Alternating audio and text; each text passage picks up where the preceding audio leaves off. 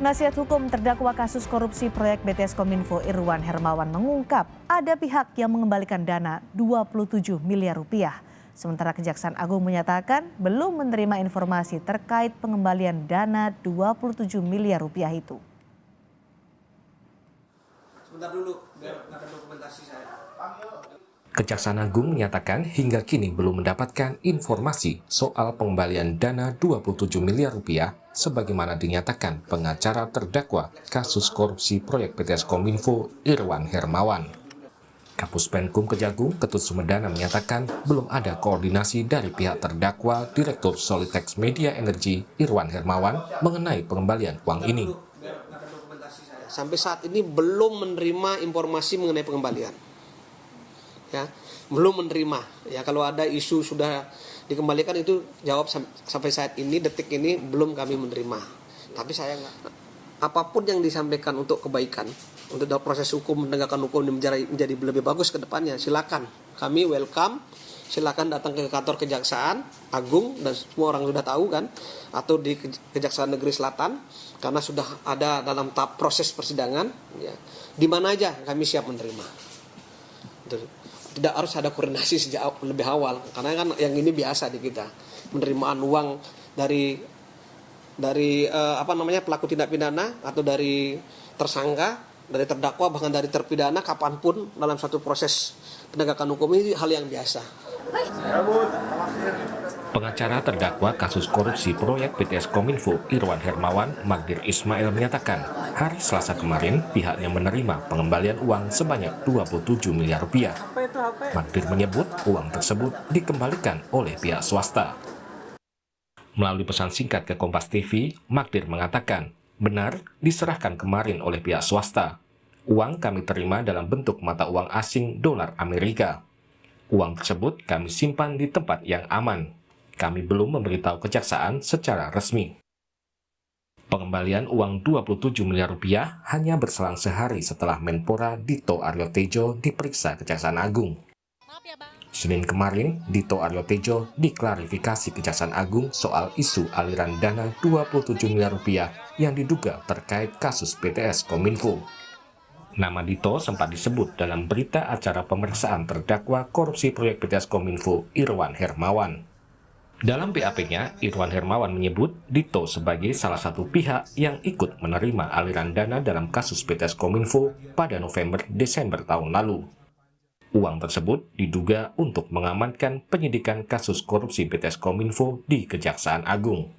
Dito telah membantah dirinya menerima uang 27 miliar rupiah. Pak Dito, itu 27 miliar buat pengamanan perkara Pak ya? Pak, 27 miliar itu buat pengamanan perkara bener? Pengamanan BTS? Untuk materi yang berwenang ya? Perkara BTS nggak cukup 27 miliar. Anda bener nggak terima ke Dalam sidang perdana kemarin, Komisaris PT Solitex Media Sinergi Irwan Hermawan didakwa telah melakukan tindak pidana korupsi dan memperkaya diri sebesar 119 miliar rupiah dari proyek BTS 4G Kominfo. Tim Liputan, Kompas TV.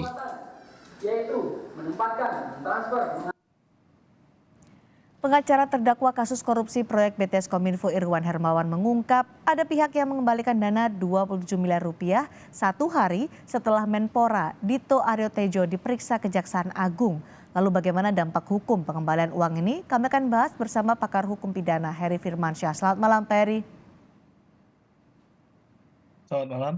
Baik, Pak Heri, ini menarik karena Kejaksaan Agung mengusut aliran dana 27 miliar rupiah dengan meminta klarifikasi dari Menpora Dito Aryo Tejo. Tapi tidak berselang lama, satu hari bahkan ada pihak yang disebut oleh pengacara terdakwa mengembalikan uang dengan jumlah yang sama, 27 miliar rupiah.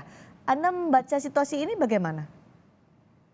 Ya itu kita nggak tahu detail ya Mbak, apakah itu memang suatu kebetulan semata atau memang ada hubungan langsungnya ya.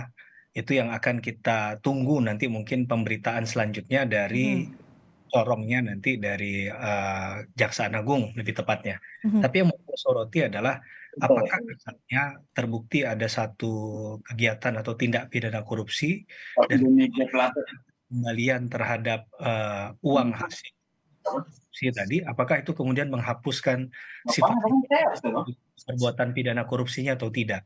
Mhm. Ya, yang pasti adalah di Undang-Undang Tipikor, Undang-Undang 31 tahun 1999, Junto 20 tahun 2001, itu kan di pasal 4 mengatakan bahwa pengembalian uang hasil kerugian tindak pidana korupsi tidak menghapuskan perbuatan pidananya. Ya. Itu tidak ada pengaruhnya begitu ya. Mhm. Dan biasanya kalau kita mau bicara tentang reward harusnya bukan pada saat orang itu sudah diketahui proses tindak pidana korupsinya dijalankan oleh penegak hukum ya, Mhm. tapi mungkin pada proses pencegahan. Jadi kalau ada berupa reward itu bukan pada saat penegakan hukumnya sudah berlangsung. Karena dalam tahapan KUHAP itu kan ada penyelidikan, ada penyidikan ya, Ya. Mbak. Mungkin jauh sebelum masuk ke tahap penyelidikan dan memang dengan niat baik dari orang tersebut mengembalikan uangnya, mungkin saja hal ini kan jadi satu pertimbangan penyidik untuk apakah meneruskan atau tidak meneruskan dan lain sebagainya. Dan di Mhm. sisi yang lain, yang dikembalikan senilai A katakanlah, Ya. apakah nilai kerugian negara yang ditimbulkan itu memang A atau melebihi dari A tadi? Mmm. Nah, ini kan penting untuk kita ketahui bersama ya, jangan sampai ingin menggugurkan perbuatan pidananya dengan mengembalikan nilai yang tidak setimpal. Nah, Mhm. ini juga menurut saya kita nggak hanya bicara hukum itu sebagai legal justice, tapi ada moral justice dan social justice, Ya. Mbak Cynthia. Mhm. Mhm. Jadi siapapun yang mengembalikan uang 27 miliar rupiah itu harus diusut sejauh mana, Pak Heri? Tetap, karena sekali lagi ini bukan berarti dengan mengembalikan selesai. Ini kan kita tadi sudah katakan di Undang-Undang Tipikor mengatakan demikian ya. Mhm. Nah, tahapan mana dia mengembalikan itu?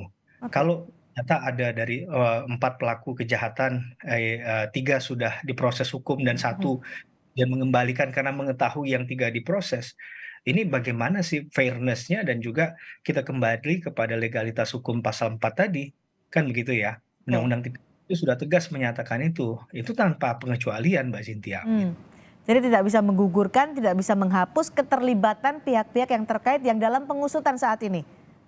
Betul betul Mbak Cynthia. Oke. Mungkinkah itu nanti jadi penilaian di tahapan pembuktian atau nanti putusan hakim, Ya. itu sah saja. Tapi bukan berarti itu kemudian mengnolkan atau mengembalikan sebelum tidak adanya tindak pidana. Mmm. Ini kan jadi hal yang perlu kita kita pahamkan bersama ya, gitu. Oke. Apakah dengan pengembalian uang itu tidak menggugurkan, proses hukum yang sedang berjalan termasuk dengan pihak-pihak yang terkait dalam kasus itu? Tapi untuk mengurangi hukuman apakah bisa? Ya, kalau kita bicara tentang sistem reward and punishment, bahwa stick and carrot katakanlah kalau Mhm. orang berbuat baik kita juga mengapresiasi, dalam batas itu mungkin Ya. ada nilai yang bisa kita pahami secara nilai kewajaran. Tapi sejauh mana berpengaruh dan berapa besarnya, tentunya ya sekali lagi bukan hal yang kemudian melupakan apa yang sudah dilakukan begitu ya. Mhm. Mhm. Mhm. Kemudian dari misalnya akan diputus dari 15 tahun penjara kemudian jadi 1 tahun penjara misalnya, itu Ya. kan secara nilai, akar logika berpikir juga sangat jauh ya, Mbak Cynthia ya. Mhm. Apalagi kita ingatkan bahwa kejahatan korupsi ini sifatnya adalah masif, ini bukan hanya 1, 2 korbannya, tapi seluruh warga negara Indonesia.